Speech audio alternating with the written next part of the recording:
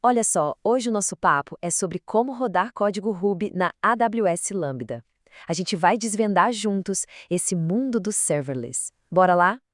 Pensa só, rodar seu código Ruby sem ter que se preocupar com o servidor. Nada de provisionar, escalar, gerenciar, nada. Parece bom, né? Pois é, essa é a grande promessa do serverless. E é exatamente isso que a gente vai ver aqui hoje. Tá, mas o que é exatamente o AWS Lambda para Ruby?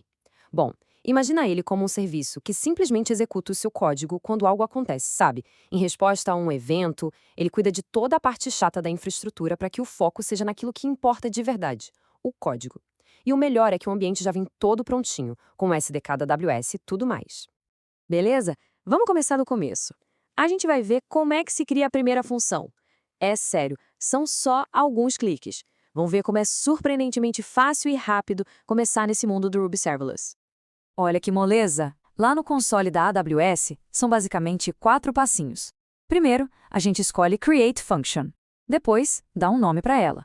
Aí, seleciona Runtime, tipo Ruby 3.4. E pronto, clica em Create Function.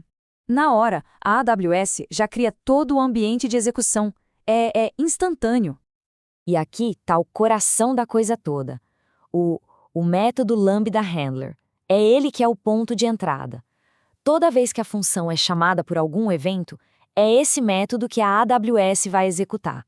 Ela passa para ele os dados do evento e também o contexto da execução. É aqui que a mágica acontece. Ok, a gente já sabe o básico. Agora vem uma decisão super importante, que vai definir muito do nosso dia a dia. Como a gente vai empacotar e mandar nosso código para lá. E olha, fazer a escolha certa aqui faz toda a diferença. É o seguinte, toda função precisa ser empacotada antes de subir para a AWS. Não tem como fugir disso. E o jeito que a gente faz esse empacotamento vai ditar se o processo vai ser mais simples ou mais flexível. Basicamente, a gente tem 2 caminhos principais para seguir. E olha só essa comparação que deixa tudo bem claro. De um lado, o arquivo .zip. É a simplicidade pura, sabe? Perfeito para scripts rápidos, projetos pequenos. Do outro lado, a imagem de container. Aqui o jogo muda. A gente ganha controle total, muito mais flexibilidade. É o caminho para aplicações mais complexas que precisam de um ambiente bem específico. Então vamos dar uma olhada no primeiro caminho, o arquivo .zip. Essa é a abordagem, digamos, mais tradicional, mais direta para quem está começando com o Lambda. E como funciona? É bem direto ao ponto. O arquivo principal, aquele com o Lambda Handler, tem que ficar solto, na raiz do .zip. Precisa de gems? Sem problema. É só usar o bundler para instalar tudo numa pasta, tipo vendor/bundle, e colocar essa pasta dentro do zip também. Zipa tudo e pronto. Simples assim. Certo, agora vamos para o segundo caminho. Aquele que nos dá muito mais poder e customização, que é usar imagens de container. E a receita para isso é o famoso Dockerfile. Olha só como funciona. A gente parte de uma imagem base que a própria AWS fornece. Aí, a gente copia o nosso gem file para dentro, roda o bundle install para baixar as dependências, depois copia o nosso código da função e, por fim, diz qual comando vai executar o handler. O resultado? Controle total. A gente monta o ambiente do jeito que a gente precisa. Beleza, já vimos como empacotar. Mas quase nenhuma função vive sozinha no mundo, né? Elas têm dependências. Então agora a gente vai ver como lidar com isso da melhor forma em cada uma das abordagens, seja com .zip ou com container. Quando a gente usa .zip, aparece um problema bem comum. Pensa comigo. Se várias funções usam as mesmas gens, a gente vai ficar copiando e colando essas gens em cada pacote .zip? Isso vai deixar tudo gigante, vai complicar a vida. E aí, como é que resolve isso? A solução para isso tem nome: Lambda Layer. Pensa no layer como se fosse um pacote de dependências compartilhado. É um outro arquivo .zip, só com as bibliotecas, que a gente pode plugar em várias funções ao mesmo tempo. O resultado é que o pacote de cada função fica bem levinho, e atualizar uma biblioteca vira uma tarefa bem mais simples. E para usar é bem tranquilo também. O processo é o seguinte: primeiro, a gente empacota as gems num .zip, mas seguindo uma estrutura de pastas certinha. Depois, sobe esse .zip e cria o layer lá no Lambda. O terceiro passo é atachar, ou seja, conectar esse layer na nossa função. E pronto!